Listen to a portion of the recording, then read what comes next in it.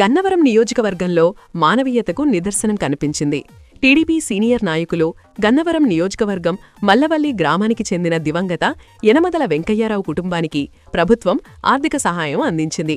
ముఖ్యమంత్రి సహాయ నిధి నుంచి మంజూరైన 7,50,000 రూపాయల చెక్కును విజయవాడలోని తన కార్యాలయంలో ఏపీ ప్రభుత్వ విప్, గన్నవరం ఎమ్మెల్యే యార్లగడ్డ వెంకట్రావు, దివంగత వెంకయ్యరావు తనయుడు యనమదల గీతారాంకు అందజేశారు.